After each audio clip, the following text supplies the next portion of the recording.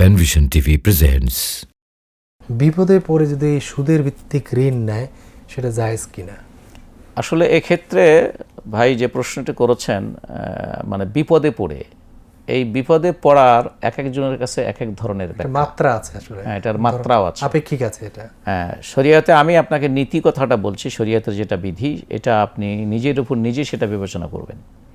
সেটা হচ্ছে যে যেখানে যখন আল্লাহ সুবহানাহু ওয়া তাআলা কোরআনে কারীমের মধ্যে কিছু বিষয়কে হারাম ঘোষণা করলেন, বিশেষ করে খাদ্য কিছু হুররিমাত আলাইকুমুল মাইতাতু, তাই না? জি।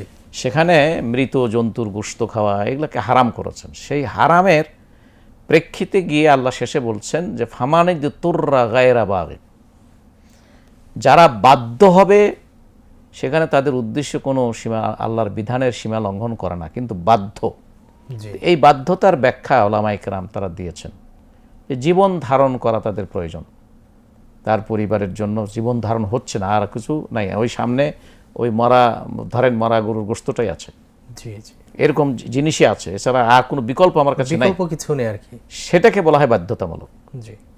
এখন এই ধরনের বাধ্যতামূলক অবস্থায় যদি মানুষ পড়ে, তখন হারাম জিনিসও তার জন্য সাময়িকভাবে ওই মুহূর্তের জন্য গ্রহণ করা যায়, তার জন্য গ্রহণ করা জায়েজ আছে।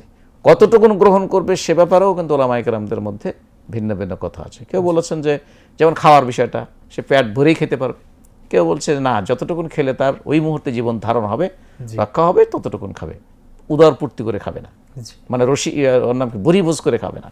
তো যাই হোক, আমরা সেদিকে না যাই। তা এই জন্য বিপদের বিষয়টা কোন ধরনের বিপদ, এটা আপনাকেই বিবেচনা করতে হবে যে আমি কী ধরনের বিপদে ছিলাম।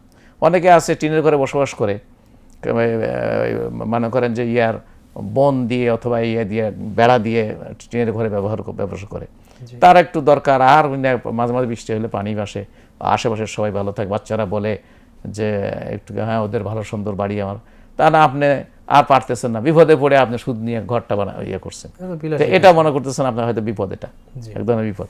এই জন্য বিপদের এটা হচ্ছে আপনি ব্যক্তির সাথে সম্পর্কিত।